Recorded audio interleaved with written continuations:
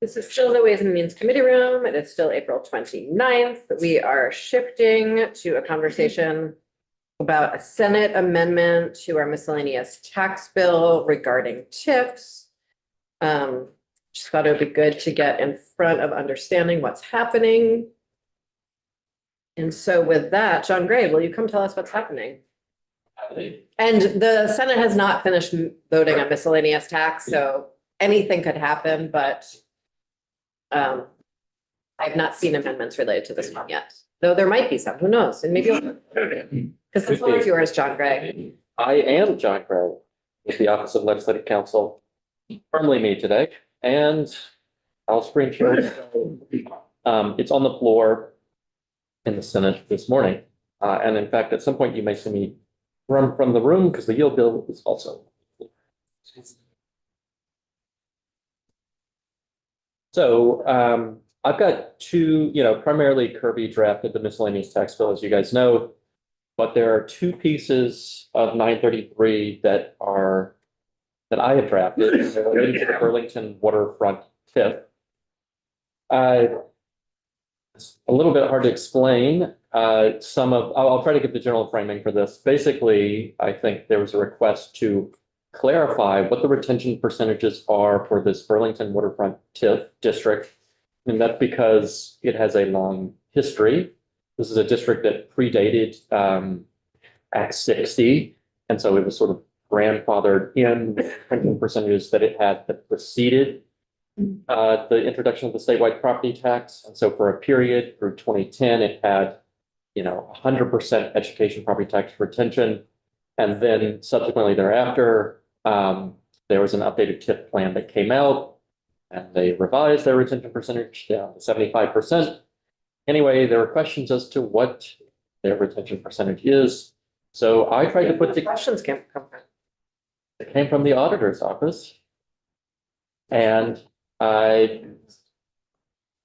tried to put together something that would help to clarify what the retention percentages are, but without modifying at all what is done, because the request was to clarify and not to change any existing retention percentages. You're going to see a frankly comedically long findings section that tracks the history of this district. So if you would like to go in and investigate for yourself, all you need to do is read these paragraphs. And I didn't include links in the bill because we don't do that. But if you wanted to, I could supply them to you. So I'm not going to, unless you guys want me to read all of the findings. You can see that 1985, this is where TIF districts were first created. Burlington created this district back in 96. And then there's a long history of how we got to where we are today that you can read through all these pieces. 60. Yep. And we had 97. It's a big one. Had 100% retention at that time. I'm sorry. And later, part of what happened, why the question was raised is that this district has kind of a unique structure where they have essentially two bases and two retention percentages. So there are reasons to ask, what are the complications with this structure? So that makes sense. And then what happens in number 6? There was, to address this fact of having two bases to retention percentage, a proposal came back that went to Joint Fiscal Committee, I believe, and it was a plan to essentially ensure that comparable retention percentages were provided for the initially grandfathered portions to get at the same statutory retention percentages. And so that is the plan that was approved. I think that's the next one. Yep. JFC approved the city of Burlington's proposal in 2009 that was enacted. How many pages is this? I think I have 4 pages of findings. The specific question relates to 3 special parcels, and the reasons these are identified is there is an extension for retention of tax increment for just these 3 parcels through 2035. There have been a number of extensions, and again, you can track them in the findings. If a parcel was ever, this is not specific to TIFs, Yep. but if a parcel is subdivided, what happens to the ID numbers of those parcels? That I don't know, other than what I recall from last year, which was that apparently parcels are treated together when under the same ownership, so presumably they're sticking together. I don't frankly know that. And so if someone was interpreting this statute 20 years in the future, would they Yeah, but they really look to the parcel ID number of 2016? Good question. Thanks, John. That's a good question. Onwards through this. Thank you. So if you want to see that, as you might expect, TIF districts don't typically last this long. The retention authority is typically 20 years, right? This is something from 96. We're talking about for particular parcels going through 2035. That's a long time. So that is also why the question has arisen. It's just this unique structure for these parcels. So subsection A is just the findings. Again, you can trace the history there. And in particular, it's important to look at that submission to JFC that was approved and then enacted back in 2011. That's where you can see kind of the latest statement as to what the retention percentages are. Subsection B is just intent language. And it says that it is the intent of the General Assembly to clarify that Burlington may retain until June 30th, 2035, 75% of the state education tax increment and 100% of the municipal tax increment for the following three properties. And that's what's happening right now. That's what's happening right now. So this is just clarifying what is currently happening. I will say something about the language here because I know. Really recommend everyone washes their hands because we have had so many different noises from everyone in the committee since we sat down. Especially the visitors who might not be used to this particular germ environment. It is a good place to get sick if that's what you're trying to do. They're sick. I gotta use that. Yes, this is what's currently done. I know that there have been questions, sort of lingering questions as to whether the 75% retention for state education property tax is speaking to the whole of the district's existence, meaning I talked about the grandfather provisions that had 100% retention through 2010. This language is intended to speak as of today, meaning going forward, that for these three parcels, what exists is 75% retention of the state education property tax increment. If you wanted to be even clearer as to the long history, this section could say that from 1996 to 2010, it was this, 2010 to 2035, it is this. However, I would cabin that by saying this is just intent language, right? Has no substantive effect, and that's made doubly clear in subsection C, which says that this section shall not be construed to modify the tax increment retention percentages for the Burlington Waterfront TIF district. So in short, the whole of section 63A is really a history rather than something of legal effect.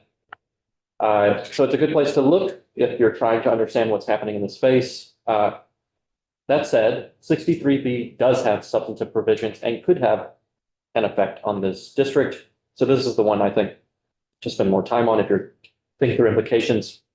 And this is, as you may know from existing TIF, there's a requirement that 10 years after you start incurring debt, there's a check-in with BEPC to ensure that the retention percentages remain correct, essentially. So if it's determined that you don't need to hold on to as much as you're currently holding on to, there could be a reduction in those percentages to sort of send more to the ed fund while preserving the financial sustainability of the project. And so section 63B is basically taking that existing language and applying it to this quite old TIF district. So it says that on or before November 15th, 2029, Burlington shall submit an updated financing plan for the district to BEPC. The plan shall include, and this is drawn from that existing language, adjustments and updates of appropriate data and information sufficient for the council to determine, based on tax increment financing that actually incurred and the history of the increment generated, which you can read the findings section to understand, whether the municipal tax increment and state education tax increment percentages should be continued or adjusted to a lower percentage, be retained for the remaining duration of the retention percentage, and still provide sufficient municipal and state education tax increment to service the remaining debt. So this is a substantive provision. It's a requirement toward the end of 2029. Burlington to submit an updated tax increment financing plan, and there could be a check-in that could result in potentially downward retention, right? You could have more funds going to the ed fund. If the plan had that, and then that plan was approved. Exactly. Exactly. Yes, all, So why the November 2029 date? I would say it is, I don't want to say it's entirely arbitrary, but this is to have a check-in at a reasonable period before the 2035 expiration. You could, of course, change this to be something quicker, but it would then, you would want to be at this, the closer that you brought it to today, the more you would want to ask the question about the capacities of Burlington to submit this updated financing plan. So you can choose sort of any date within a reasonable period to submit this. This is what was selected as sort of a fair gap between today and the expiration of the retention percentage, but you could do different plans. I would just, the closer you bring it to today, where I would start asking the capacity question of, can it be done by that date? There's only 3 years until this has to be done, but 6 more years of retention after that until it's expired, right? So it's. Yeah. Yep. Yeah, and in part, right, you could ask the question like, well, why doesn't it just sit in the middle of today and then? There's no great answer to it other than this is something that has existed since 96. The parcels that you're talking about here aren't even additions or expansions to the district, right? They're part of the original district. And so in part, it's like, well, they've been around a while. You could have an earlier check-in just to say, maybe something could be done differently here, but I will not know the answer to the feasibility of that. Thank you, John. Thank you guys. Appreciate your work on this. Very welcome. I'm gonna hop out of the seat, but I will stay here for a little bit. David, I think you're up next. Okay.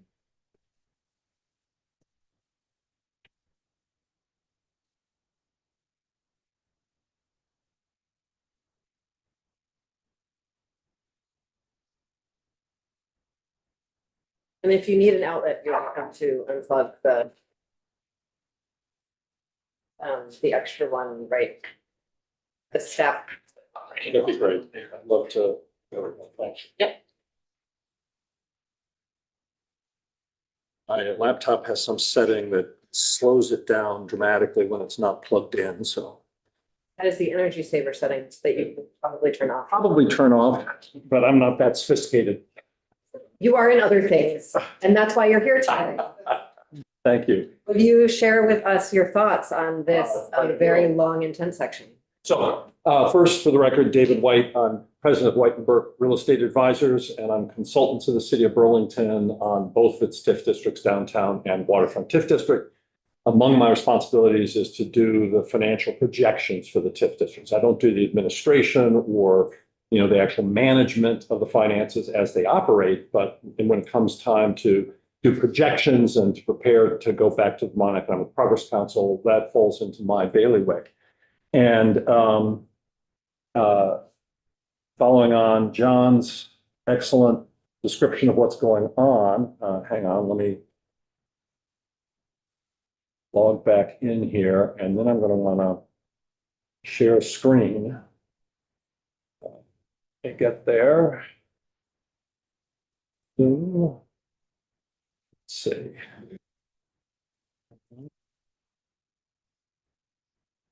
Share screen.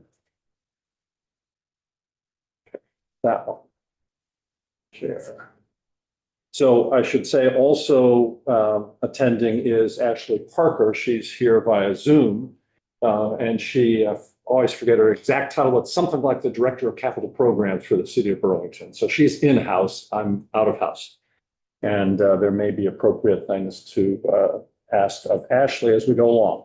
So we are here talking about the Burlington Waterfront TIF District. I'm going to reiterate just a little bit of what John said, just to set context. Here we go. So the Burlington Waterfront TIF District, as John said, predates Act 60 and statewide education property tax. So at the time that Act 60 was passed, existing TIF districts were grandfathered at their existing percentages, which for most of them was 100% of the education tax, because at that time it was only local. So they were grandfathered at that 100% as part of Act 60. David, I'm so sorry to interrupt. Yes. I don't want you to bury the lead. And so I'm wondering if you have any objections to the language in there, or if you're going to have corrections to language, or if you have We any, have no objections, but you're curious what the purpose is. Or no? I was going to give you a little bit more context. Okay, great. All I was going to do, and this is very quick. I only Go have, on, go on in for it. I just didn't want to be like checking to see if the two timelines matched up or not. So I think they do. great, thank you. I think they do. So moving forward, I'm not going to go through the entire, litany of all of the different statutory changes, but go to the key one, which is in 2011, Act 45 basically allowed the city of Burlington an additional period of time to incur debt in its TIF district. But by that time, because we had statewide education property tax, the legislature said, okay, you're still grandfathered for the incremental value created through 2010, but from here forward, you need to comply with what was then current for a TIF, which was 75% maximum going into the TIF district of the education funds, 25% going to the education fund. So that's when the split occurred. And ever since then, there's been a dual rate. The increment created through 2010, let me keep this. Come on, there we go. Okay. So it left us with this dual rate, 100% for that increment that was created through 2010 and 75% for post-2010 increment. The municipal tax throughout at 100%. And that's where we were, and that's how it has been operating since then. In 2016, the legislature said, authorized for three parcels, the three that were identified earlier, that it could continue retaining, and these are the parcels that relate to City Place, so-called, that's under redevelopment right now, that increment could be retained through 2035 only for those three parcels, no other. So the rest of the TIF district has now expired. So there's really kind of this remaining tail, if you will, of three properties. One of which is currently under redevelopment. That's the two buildings for City Place that, if you've been in downtown Burlington, you've probably seen. One is essentially complete, the other one nearing completion. The remainder, though, is a portion that's so-called Phase 2, which is not yet under redevelopment, although there are permits that have been issued for it. But I've been hearing rumors they may be going in for amendments to those permits. So the financial projections that I've worked on up till now, while we expect Phase 2 to occur and to occur within the next few years, we don't really know what the scope of it's going to be, nor what the timing of it's going to be. So I do not include any incremental value for that beyond what exists today in my projections, because I tend to be conservative in those financial analyses. I don't want to get any municipality in trouble financially. So that's part of why that check-in in 2029 makes a lot of sense, because we do anticipate it's going to happen. And right now, I'll get back to that. So in 2016, when this extension to 2035 occurred, there was nothing amended about the retention percentages. So the split retention, the 100% and 75%, has continued. And that's the way the city's acted. That's the way VEPC's acted. That's the way the last substantial change was done. That's the way PVR handles it, is with this split retention. Nonetheless, the auditor had this question saying, wait a minute, is this clear? We think it's clear, but the auditor didn't. So, okay, we're cooperating. That's fine. Let's go ahead and go through this process. So what happens in H 933 is it actually simplifies things, because we no longer have the dual. We're just going to do 75% using the basis back in 1997. So the administration becomes a little bit easier. It actually puts a small amount of additional money into the education fund. I'm not going to make a big deal out of it. My projections, based only on what's under construction today, it's about $17,000 per year. It's not a lot of money. If Phase 2 happens, it could be a lot of money. Then we have, actually, excuse me, that's not correct. Anyway, if Phase 2 happens, there'll be more money for other reasons, because we're going to have more value. Because we expect Phase 2 to happen, we do think there's going to be more increment than is needed to pay the debt service and to pay the related costs. And therefore, it doesn't make sense for either the education fund or the municipal fund, general fund, for those excess monies to simply sit in a TIF account when they're not needed. And therefore, I think it makes sense for the education fund and for the city that there be this check-in. And currently, because unlike most TIF districts, the percentages are actually for Burlington specified in a separate piece of statute. VEPSI doesn't have the authority to change it. This would give VEPSI the authority to review, like they do with other districts, and lower those percentages if it makes sense. So, which we think it probably will. So that's the gist of where we are. And I'm happy to answer questions, or Ashley, as I say, is here as well. Seeing no questions, I will thank you so much for your time today and your mileage to get here. Happy to have done so. Yes. Great.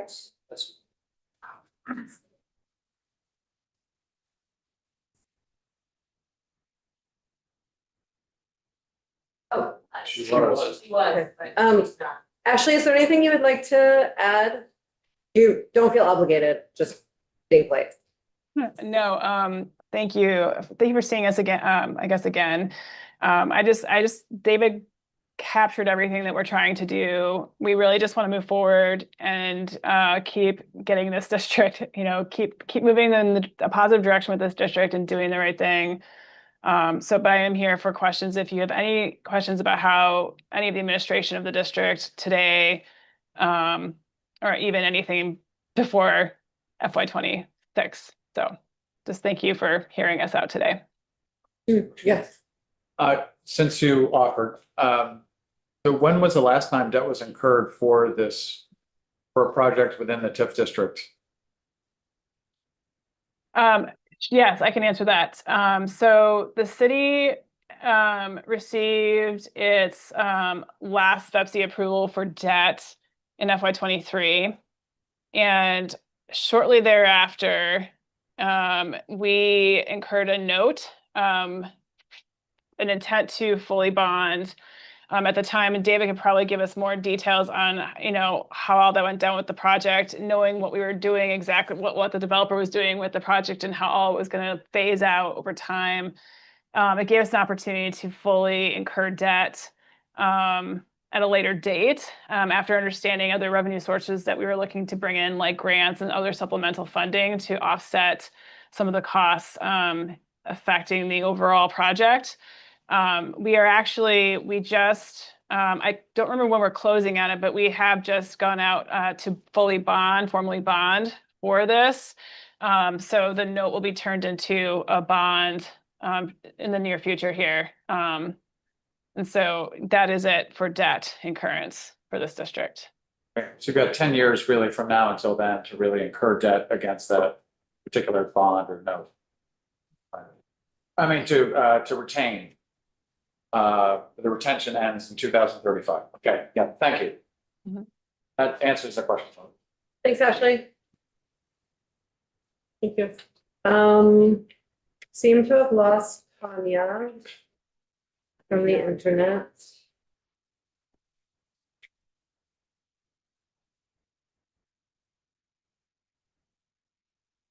And so we will take a muting the room break, but not a walking very far away break. Can't go downstairs.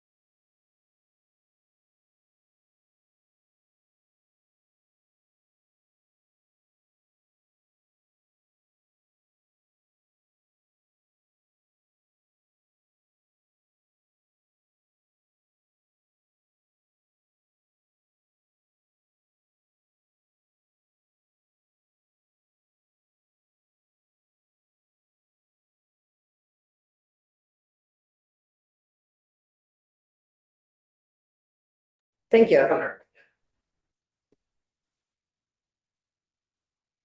Hi, Tanya. Welcome back to the internet. Hi, so sorry about Oh, that. it's totally fine. We all get to have a nice little break. Yeah, so fun when it misbehaves unexpectedly. It happens in my house regularly, so. Okay, well, again, sorry about that. I actually am not able to access my files. So is it possible that Sorsha could pull up the presentation that I sent in yesterday? Can you pull it up to share the screen for us? Thank you. Thank you.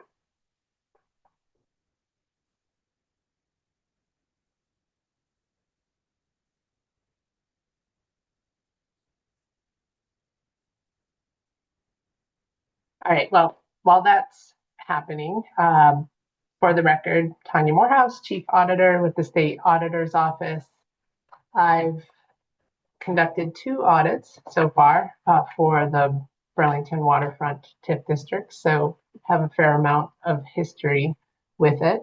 Thanks for asking us to come in today to speak with you about the tax increment retention percentage issue and specifically about H 933. So our most recent audit, which we issued in 2023, we expressed some concern that Act 134 did not address the retention percentages that would be used in the extended period through 2035, and also did not establish a date to use for the base value, which is also known as the original taxable value. So next slide, please. So why were we concerned about this? Since 2009, every change related to the Burlington Waterfront TIF District is in session law, which I think is part of the reason why there's so much history being grabbed and put into H 933 to try and just lay it all out in one place. Now, some of the changes that occurred reference previous session law and explicitly amend them. Others don't reference previous session law. And frankly, it is really challenging to track all these changes through session law. What we were specifically concerned about was Act 45, which specified the formula that David White described to you. It not only said that there would be a 25% payment to the education fund, but it also stated that payment would only occur until 2025. Then Act 134 comes along in 2016. That's the one that extended the period to retain tax increment for those 3 specific parcels until 2035. But it didn't mention anything about the tax increment retention percentage. And it also did not specify whether a payment to the education fund needed to continue. So our concern was, would it be possible that someone would look at the session law and say, well, Act 45 said the payment was only until 2025. We've got this extension from 26 to 2035. Is it possible someone would look at, the lack of specificity in 134 and say, there's no more payment to the ed fund because Act 45 said the payment ended in 2025. And frankly, that's what our concern was. And to the extent we can limit disagreements in the audit process, we think it's a good thing. So that's why we highlighted and said we thought it would be good to specify explicitly what the calculation should be. So next page, please. Okay. So before I go through this slide, I did listen to John Gray's testimony. I'm glad that I did, because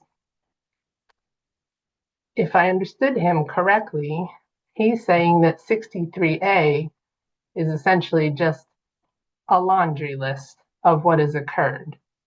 And the 63A subsection C basically says, we're not making any changes here.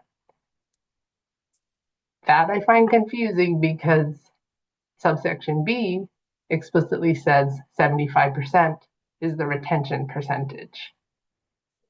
If subsection C says you're not making any changes, well then to me that means you're sticking with that two-part formula that David described, which has two different OTVs and two tax increment retention percentages. And it's complicated. Not so much for 3 parcels, but for a district overall, it's complicated. And our perspective is let's just limit the complication. So I'm going to go through this page now and tell you why I think 75% is sensible to use period, 1%. That's it, not the bifurcated 100% and 75%. So first factor, from 96 to 2025, this has already been described, there was variability in the tax increment retention percentage for the district. Prior to 2010, 100% was retained. Post 2010, 75% for all properties, but 2 remained at 100%. Second factor that supports using 75% is, as David already said, all TIF districts created after July of 2006, that's what they're required to use. That's their limit. And lastly, as I've already said, this district is very complicated to administer. So our perspective is anything that can be done to simplify it makes sense. Our audit uncovered errors in the tax increment calculation when the 2 different percentages were used. So we think 1 single percentage, 1 OTV makes sense. Next page. And actually, this concern that I have here was addressed by John Gray, but honestly causes me even more concern because it seems like what we're saying is that we're not making any changes to the retention percentages. If that's the case, I'm not exactly sure what the point of H933 section 63A is.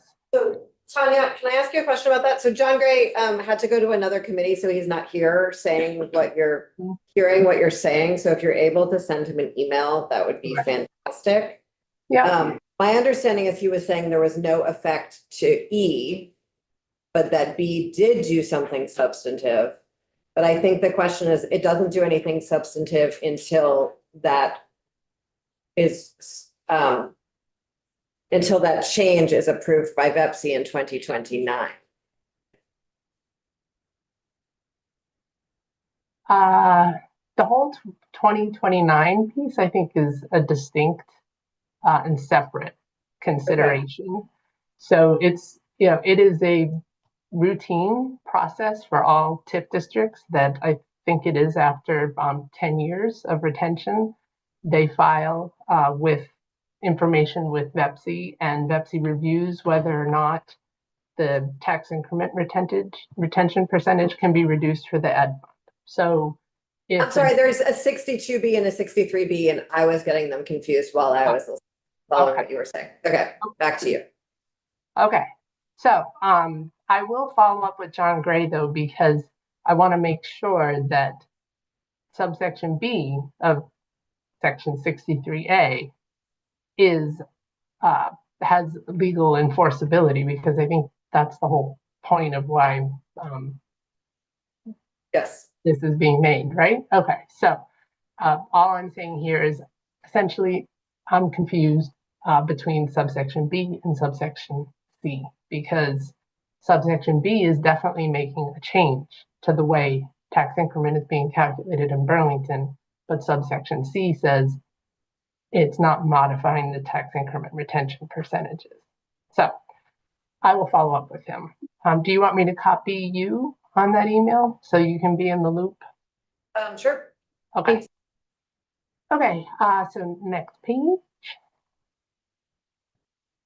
All right, so the other point that we were a little bit concerned there could be some confusion over is the date that is used to determine the base value, the original taxable value, which is a significant input to the tax increment calculation, because essentially any growth beyond that base value, that's the increment. So changing the date of when you determine the base value could have a really significant impact on a TIF district. So there's two choices, I think. The OTV that was established at the beginning of the TIF district. Another sensible choice could be 2016, which is when the extension was granted. But frankly, I think using the OTV from the creation of the TIF district is sensible, and it provides the best chance at making the TIF financially viable during the extended period. And what I mean by that is it's the best chance that Burlington will have to generate enough tax increment to pay their debt. But Sorry, one moment, Tanya. Representative Holcomb? So I really appreciate this, and that could you help us understand, a 30-year TIF is very different than a 15-year TIF when you're talking about the base value. And I don't know how we disaggregate for property values that would have increased even if no development took place, how you disaggregate that from development that's driven by the TIF. And it's less of a risk in a shorter TIF term, but it becomes more of a risk when you extend the term and you don't rebase. Just how do we make sense of that as a legislature? well, that's a good point. And there is definitely risk associated with that when you have a longer TIF. Bringing the retention percentage down to 75% could be interpreted as addressing some of that risk. So in other words, the city's not keeping 100% of the increment. So maybe that would cover some of the risk that you're talking about. But there's nothing in the TIF statutes or rules right now that require an explicit accounting for that risk. So there's nothing that says, okay, we need to back out growth that would have happened anyway. Does the auditor look at growth in value inside and outside the TIF district? We don't do a comparison to see what is happening outside the TIF district. We're only looking at the values in the TIF district. So it's not part of our audits. How do you evaluate the but-for then? We do not. We in our audits, we don't look at the application process. We're looking at the administration of the TIF once it's been approved by VEPC. And VEPC's review of the municipality's application is what covers the but-for, but we have not audited their application processes.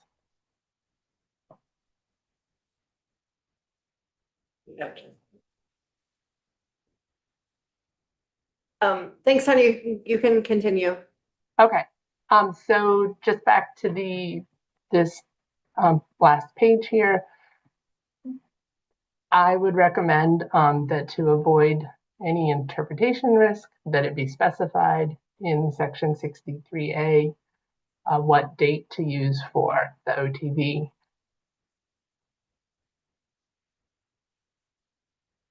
But I mean, the city has told you through David White that they intend to use the OTV that was established at the beginning of the district. So perhaps it's not necessary to be explicit about it, but to avoid any kind of interpretation risk or disagreements in the future, it could be specified.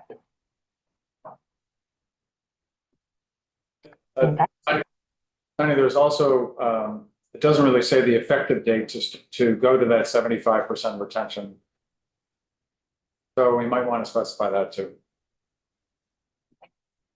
You could do that. Yeah. I mean, I think it would be the extension period, which is 2026 to 2035. Yeah.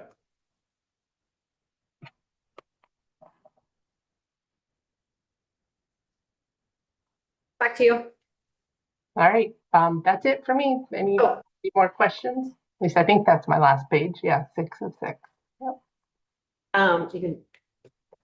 I don't see any and really appreciate your time today. I'm sorry that, sure, it felt sort of like weirdly disruptive to lose your technology there. So if you have any thoughts for follow-up, other than that email to John, please do be in touch.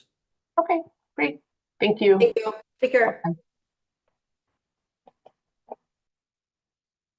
Yes. Okay, David White, two things.